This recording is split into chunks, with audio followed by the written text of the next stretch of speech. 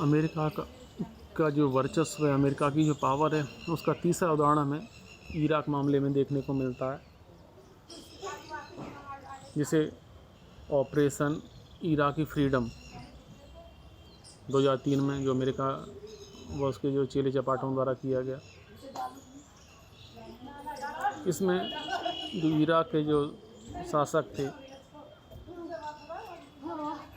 Iraq के तानाशाह शासक सद्दाम हुसैन, प्रथम खाड़ी युद्ध में सद्दाम हुसैन अमेरिकी नेतृत्व में जो हमला हुआ कुवैत पे, तो इराक की हार हुई और कुवैत को सद्दाम ने मुक्त कर दिया था। लेकिन अमेरिका के जो राष्ट्रपति थे जॉर्ज बुश, वो संतुष्ट नहीं थे। वो इराक को अपने हितों के विरुद्ध मानते। वो शैतानों की धुरी, 3 देशों को शैतानों की धुरी कहते थे। उत्तर कोरिया, ईरान और इराक, ये 3 राष्ट्रों को शैतानी राष्ट्र मानते थे।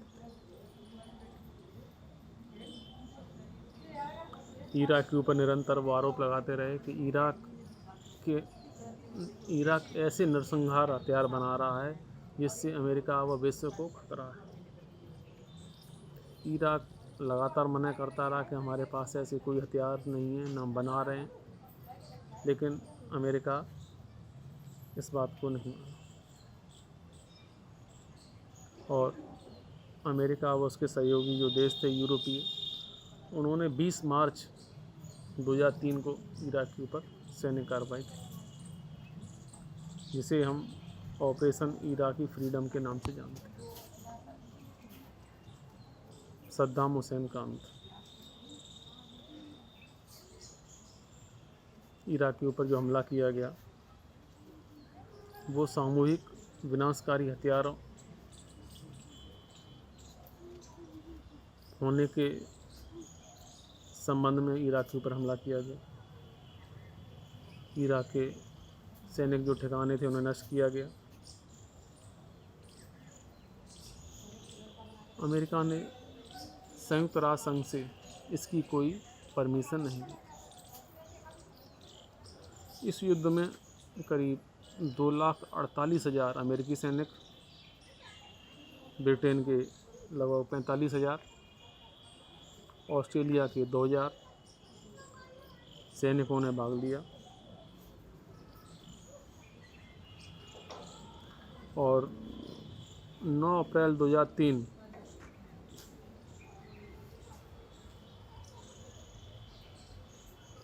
को इराक को परास्त करके इराक के जो महत्वपूर्ण ठिकाने थे उन पर कब्जा कर लिया। सद्दाम हुसैन भूमिगत हो गए।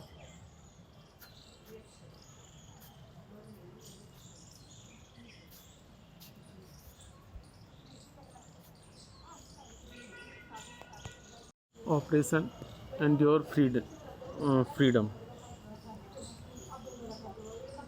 अमेरिका के नेतृत्व में नाटो की सेनाओं ने अक्टूबर 2001 में अफ़गानिस्तान के ऊपर हमला किया। अफ़गानिस्तान के ऊपर जबरदस्त बमबारी हुई। अफ़गानिस्तान अमेरिका और उसके नाटो की सेनाओं का जो हमला झेल नहीं पाया और दिसंबर 2001 में तालिबानी सरकार का पतन हो गया। अमेरिका ने हामिद करजई के नेतृत्व में वहाँ पर नई सरकार का गठन किया। बाद में आम चुनाव हुए जिसमें हामिद करजई को बहुमत प्राप्त हुआ और वो अफ़गानिस्तान के राष्ट्रपति चुने। हामिद करजई के बाद इस समय अब्दुल गनी अफ़गानिस्तान के राष्ट्रपति।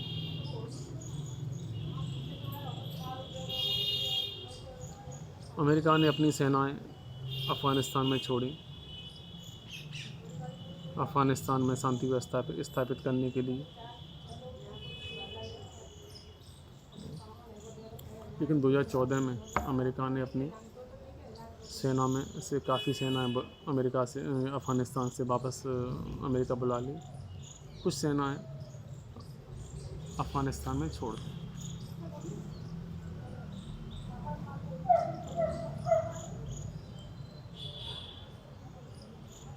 लेकिन तालिबान भी वहाँ पर जो है मजबूत होता जा रहा है इस समय, और करीब आधे अफ़गानिस्तान पर उसका कब्जा।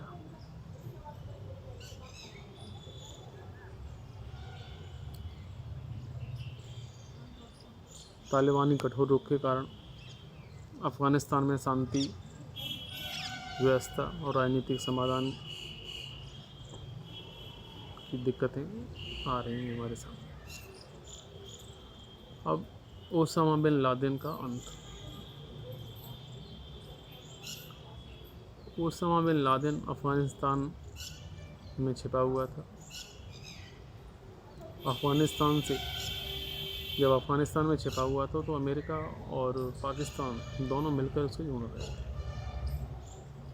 लेकिन ओसामा बिन लादेन के प्रति पाकिस्तान का जो रुख था वो नरम था। कई बार ये सुनने में आया कि अमेरिका ने अमेरिका जो ओसामा बिन लादेन के काफ़ी करीब पहुंच गया, लेकिन पाकिस्तान ने ओसामा बिन लादेन को भगाने में हेल्प की। ओसामा इसी क्रम में उसने क्या किया कि ओसामा बिन लादेन को पाकिस्तान में एक शहर है एटवाबाद,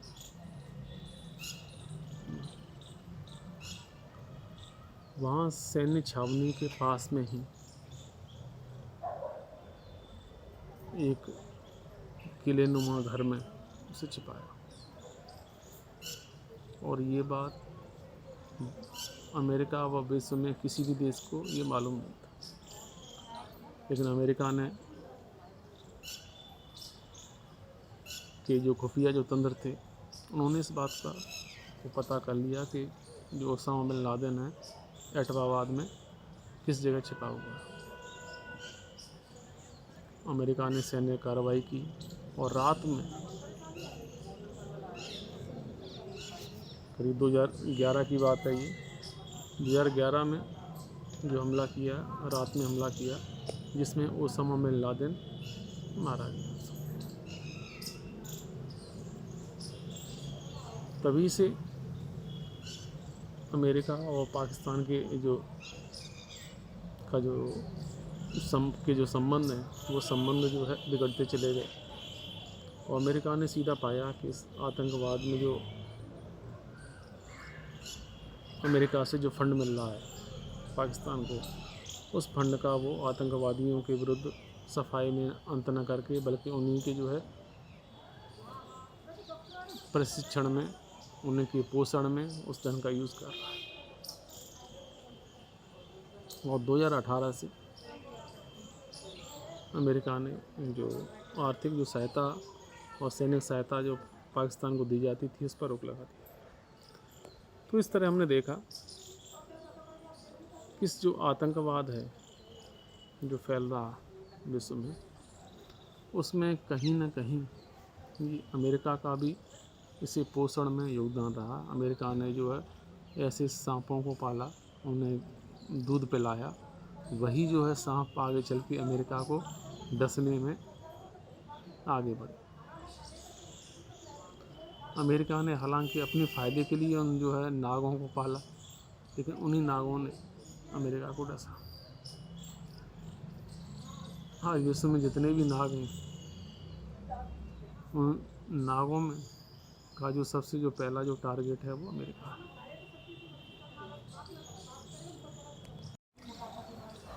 सद्दाम हुसैन भूमिगत हो गए। अमेरिका ने इराक में एक कठपुतली सरकार की स्थापना की।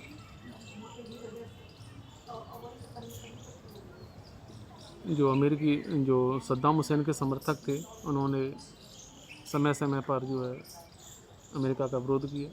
अमेरिका ने उस विरोध को दबाया और अमेरिका ने सद्दाम हुसैन के जो दो बेटे थे, उदय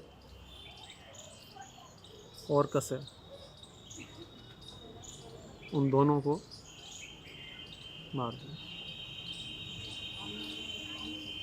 बाद में अमेरिका ये इराक का एक शहर है तिकरित।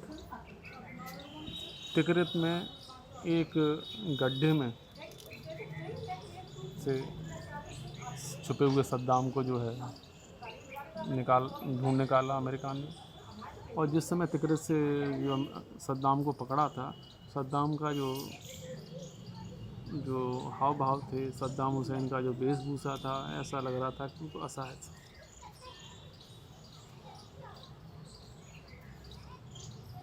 उदय और कसे की जो डेड बॉडी थी, उनके डीएनए से सद्दाम हुसैन का डीएनए मिलाया गया और ये पाया गया कि ये सद्दाम हुसैन ही है। और सद्दाम हुसैन पर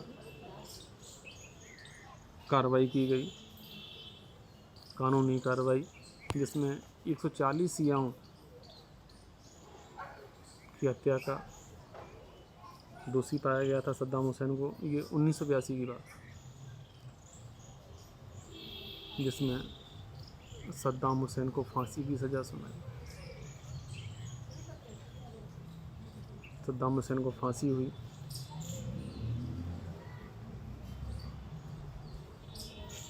सद्दाम हुसैन जो थे वो सुन्नी थे। इराक में जो बहुसंख्यक जनता है वो शिया है।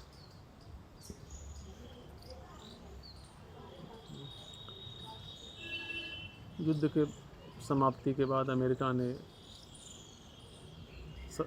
इराक में काफ़ी ढूंढा, लेकिन अमेरिका को कहीं भी आणविक हथियार या जैविक हथियार इराक में नहीं मिले।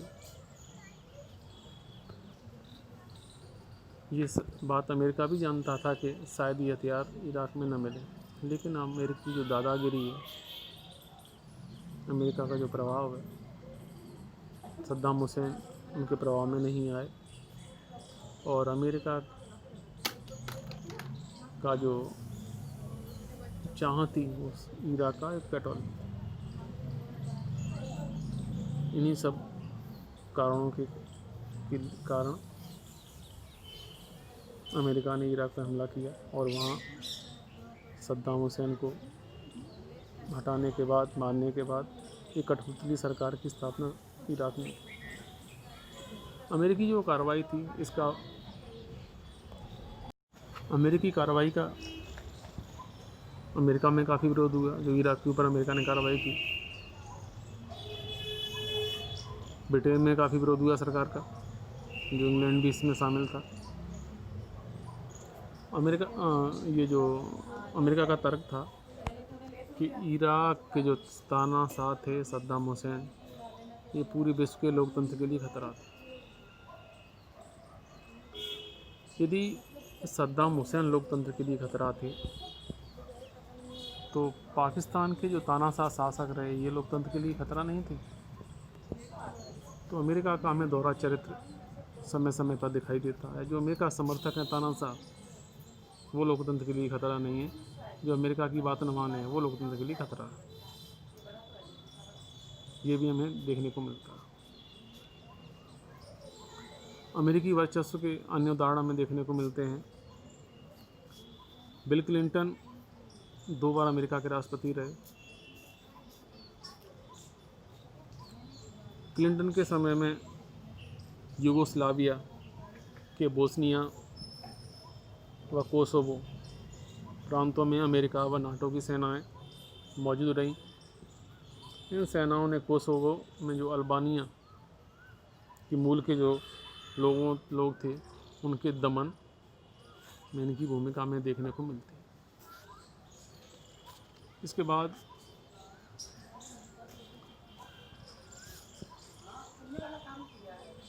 नाटो की व अमेरिका की सेनाओं ने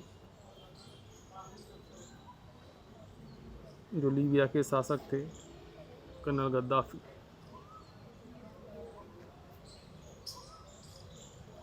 लीबिया में जो सैनिक विद्रोह हुआ, उन विद्रोहियों को अमेरिका ने हथियार उपलब्ध कराए।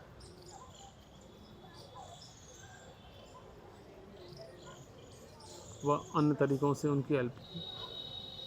नतीजा ये हुआ कि सीरिया के अंदर अशांति फैल गई। सीरिया में सरकार और विद्रोहियों के बीच में हमले शुरू हो गए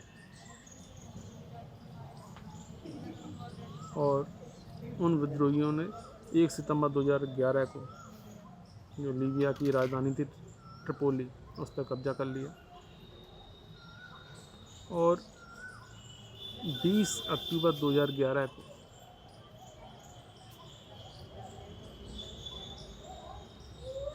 कर्नल गद्दाफी को दौड़ा के मारा।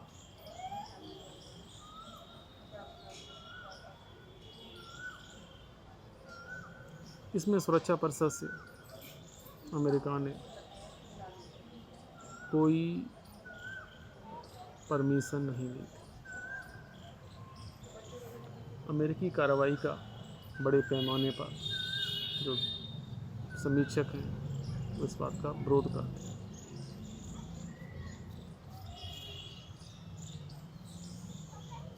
तो लोकतंत्र समर्थन के नाम पर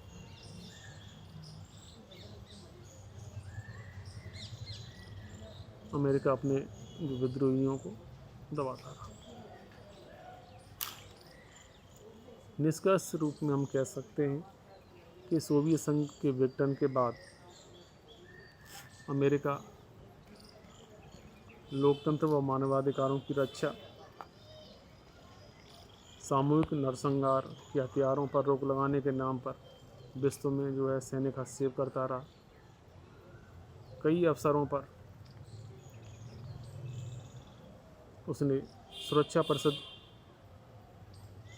की अनुमति भी आवश्यक नहीं समझी। अंतर्राष्ट्रीय राजनीति में अमेरिका द्वारा इस प्रकार के सैन्य हस्तक्षेप से उसके जो वर्चस्व है उसकी हमें पुष्टि होती है। अमेरिकी वर्चस्व को चुनौती। अमेरिका व जो अन्य पश्चिमी देश हैं वो ज़्यादातर लोकतांत्रिक हैं।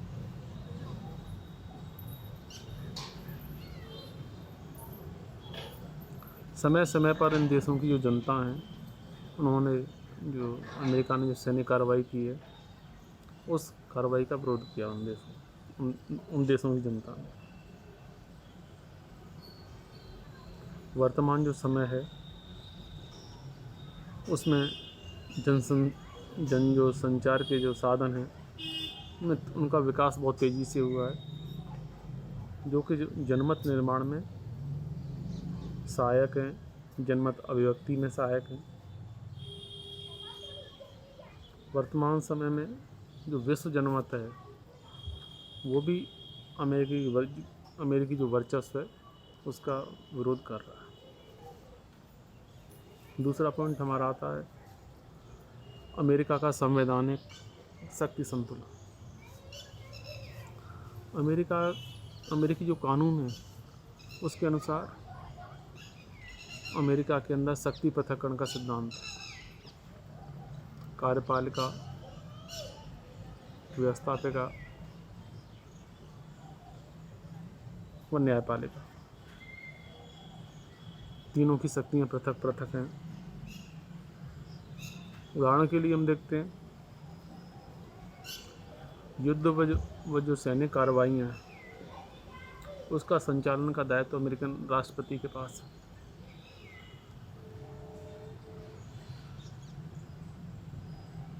लेकिन अमेरिकन राष्ट्रपति युद्ध की घोषणा करेगा उस समय उसे कांग्रेस से परमिशन लेनी पड़ेगी। ओबामा जिस समय राष्ट्रपति थे, ओबामा सीरिया पर सैन्य कार्रवाई करना चाहते थे, लेकिन अमेरिकी कांग्रेस ने इसकी अनुमति नहीं दी। ये 2013 की बात है। तो अमेरिका सैन्य कार्रवाई सीरिया पर नहीं कर पाया। हालांकि विद्रोही गुटों की उसने सहायता की लेकिन सीधा युद्ध में नहीं कूद पाया। इसके बाद अगला पॉइंट हमारा आता है नई शक्तियों का उदय तथा रूस का पुनरुत्थान। 21वीं सदी के प्रथम दशक में विश्व में कुछ जो है गैर यूरोपियन शक्तियाँ जैसे चीन, भारत, ब्राज़ील, दक्षिण अफ्रीका आदि देशों का भी उदय हुआ, जो विश्व राजनीति में अमेरिकी वर्चस्व को जो है सीमित करने में योगदान दे रहा है। इन चारों देशों ने 2009 में एक संगठन बनाया जिसे ब्रिक्स के नाम से जानते हैं। ये चारों जो है विश्व की उभरती अर्थव्यवस्था हैं। इन चारों देशों में ब्रिक्स में रूस भी शामिल हो गया।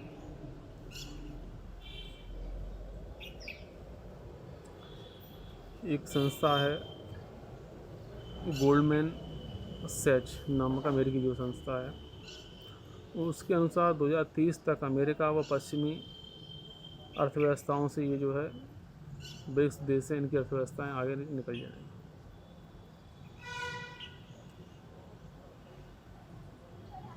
विश्व बैंक व अंतर्राष्ट्रीय मुद्रा कोष में अमेरिकी व पश्चिमी देशों की भागीदारी कम करके अन्य देशों की भागीदारी बढ़ाने की बात की जा रही है। इसी तरह G20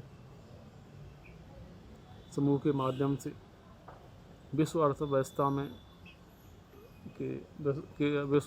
के प्रबंधन में भारत व चीन दोनों देशों की भूमिका बढ़ गई। अमेरिका के बाद जो चीन है विश्व की दूसरी सबसे बड़ी अर्थव्यवस्था है और हम देख रहे हैं कि चीन के आर्थिक व सैनिक उदय के कारण अमेरिका चिंतित हो रहा है।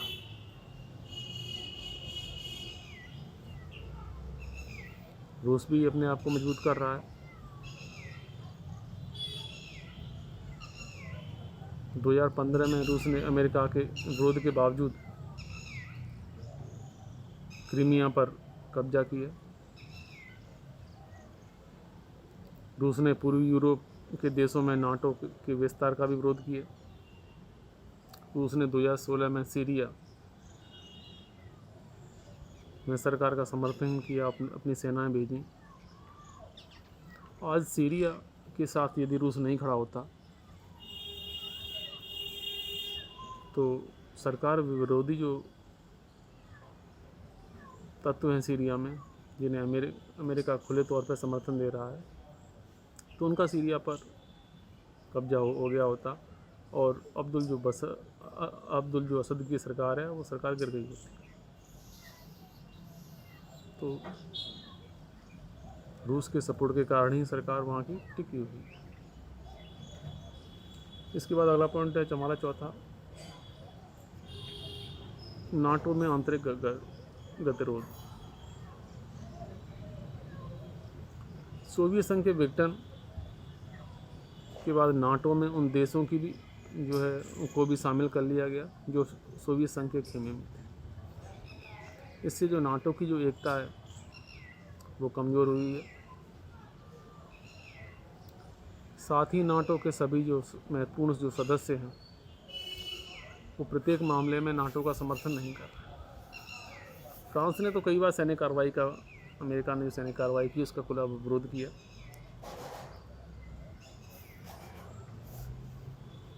तो नाटो की ऐसी स्थिति अमेरिका के मनमाने सैनिक जो व्यवहार है उसको सीमित कर।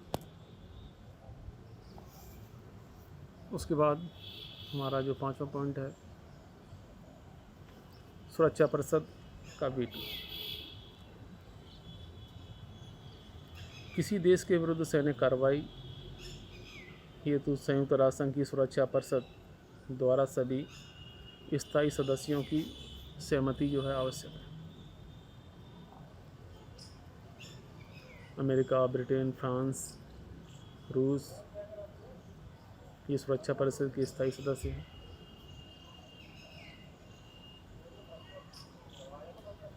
यद्यपि 1990 के दशक में रूस जो था अपनी आंतरिक कमजोरियों के कारण सुरक्षा परिषद में अमेरिकी जो प्रस्ताव आए उनका विरोध नहीं कर पाया, लेकिन अब वो इस स्थिति में नहीं है, अब स्थिति उसकी सुधरी है। इसी कारण हम देखते हैं कि 2013 में अमेरिका ने जो सीरिया के विरुद्ध सैन्य कार्रवाई का प्रस्ताव जो है वो सुरक्षा परिषद से प्रस्ताव पास नहीं करवा पाया। इसके आगे हम अध्ययन करेंगे अमेरिका और भारत के संबंध। अमेरिका और भारत के संबंध में हम शीतकाल से शुरू करते हैं। अमेरिका और भारत के संबंध। अमेरिका और भारत दोनों विश्व के सबसे बड़े लोकतांत्रिक देश हैं। दोनों देशों में मानवाधिकार का हो, समानता, न्याय व कानून, इन सभी में दोनों देश विश्वास करते हैं।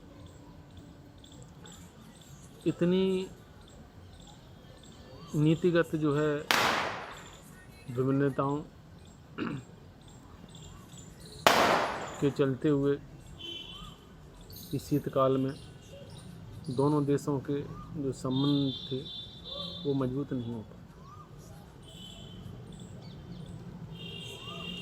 जहाँ अमेरिकी जो सरकार थी उसने पूंजीवाद में विश्वास किया, वहीं जो दूसरा गुट था उसका झुकाव साम्यवाद की तरफ था, वो साम्यवादी विचारधारा को मानता था।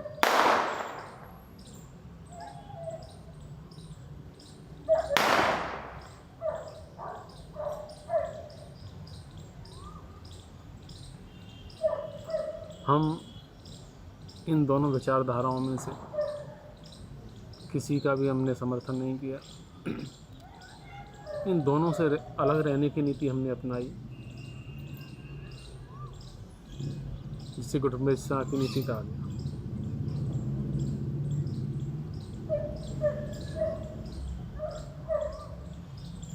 ऐसा करना विश्व शांति के लिए भी आवश्यक था।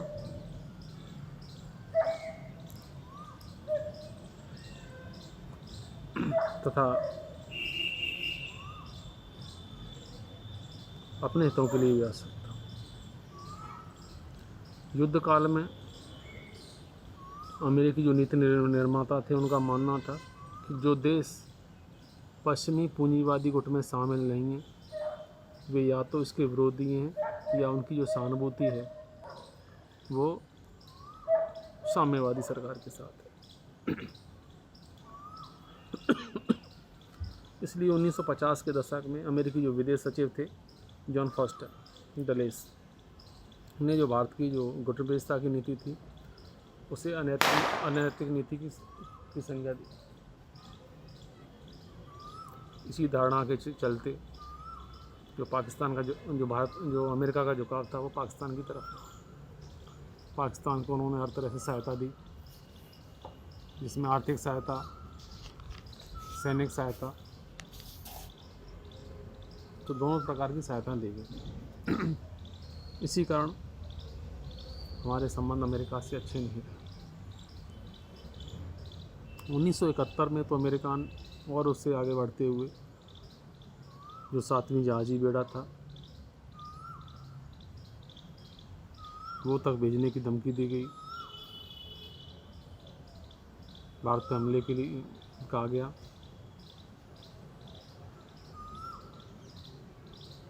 तो मजबूरन मैं अपनी रक्षा के लिए सोवियत संघ की तरफ हमारा झुकाव हुआ। सोवियत संघ से हमने संधि की।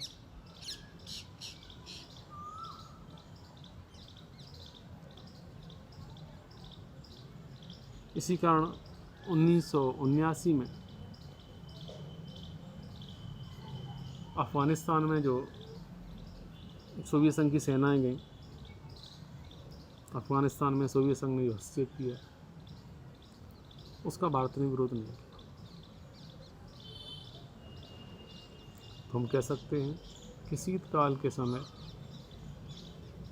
अमेरिका और भारत के संबंध ज़्यादा अच्छे नहीं थे।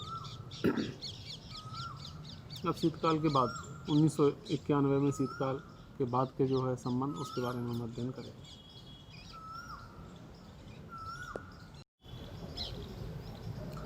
उत्तर शीतकाल के बाद का जो समय 1991 में सोवियत संघ का विघटन हुआ, सोवियत संघ कमज़ोर हो गया।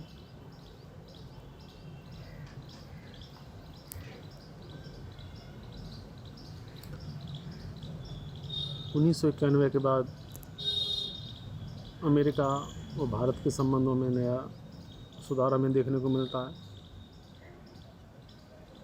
1991 के बाद भारत में आर्थिक सुधार की नीति अपनाई गई। इन आर्थिक सुधारों में जो अमेरिकी नीति निर्माता थे, उन्होंने भारत में जो है, भारत का जो इतना बड़ा व्यापार है,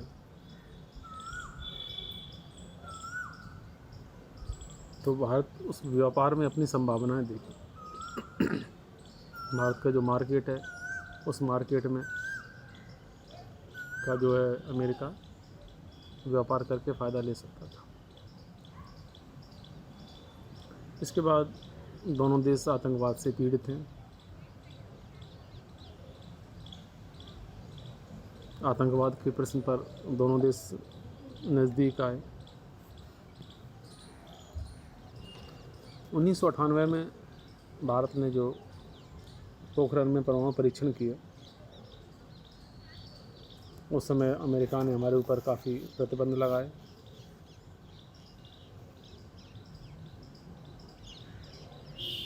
लेकिन उसके कुछ समय बाद अमेरिका ने हमारी चिंताओं को देखा और 2001 में जो प्रतिबंध थे, उन प्रतिबंधों को हटा दिया। 21वीं सदी के प्रथम दशक के आरंभ से ही भारत और अमेरिका के मध्य आर्थिक, व्यापारिक, सैनिक, सांस्कृतिक व शिक्षा के क्षेत्र में काफ़ी सहयोग हो रहा है।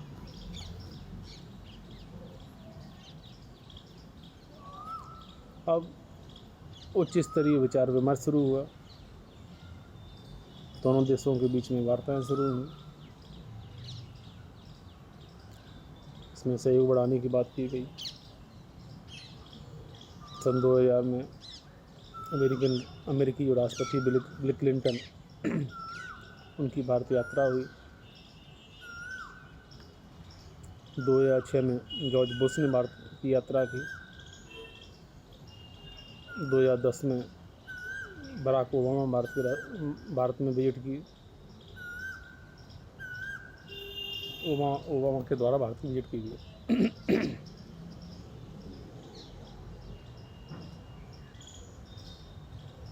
26 जनवरी 2015 को ओबामा अमेरिकन राष्ट्रपति हमारे 26 जनवरी पर जो 26 जनवरी की जो परेड के मुख्य अतिथि में।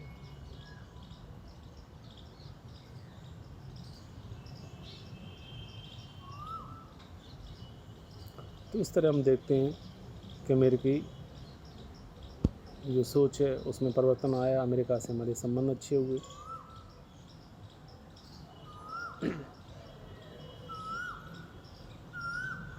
इसके बाद भारत के जो प्रधानमंत्री थे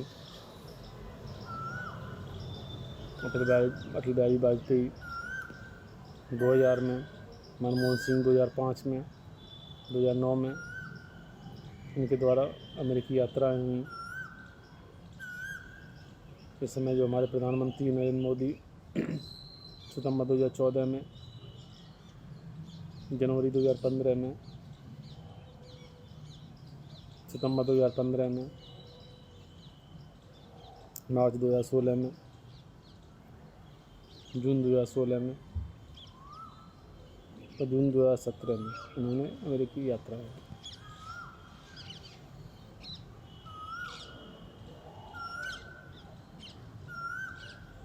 2018 में जो इस समय अमेरिकन राष्ट्रपति हैं, 2020 में इस समय जो अमेरिकन राष्ट्रपति हैं ट्रम्प, उन्होंने भी भारत की यात्रा की।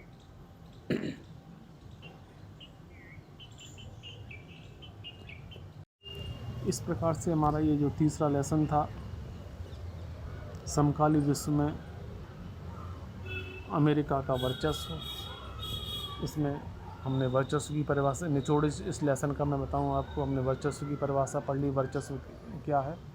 वर्चस्व एक पावर है, जिसके पास जितनी ज़्यादा पावर है उतना उसका वर्चस्व। अब अमेरिकी जो वर्चस्व है उसके कौन कौन से तत्व हैं, जिसमें हमने सैन्य क्षमता अमेरिका की, आर्थिक व तकनीकी शक्ति अमेरिका की, व वैचारिक व सांस्कृतिक प्रभाव, ये अमेरिका के 3 कारण उसकी शक्ति के हैं। अब अमेरिका ने जो अपनी शक्ति का जो प्रदर्शन किया है विश्व में, इसमें खाड़ी युद्ध, अफ़गानिस्तान के संबंध में, अफ़गानिस्तान युद्ध, इराक युद्ध, सीरिया में अमेरिकी कार्रवाई, इन सब कार्रवाइयों से हमें अमेरिका का जो वर्चस्व है उसके हमें देखने को मिलता है।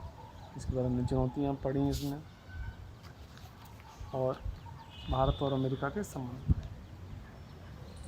ये लेसन की मुख्य बात है।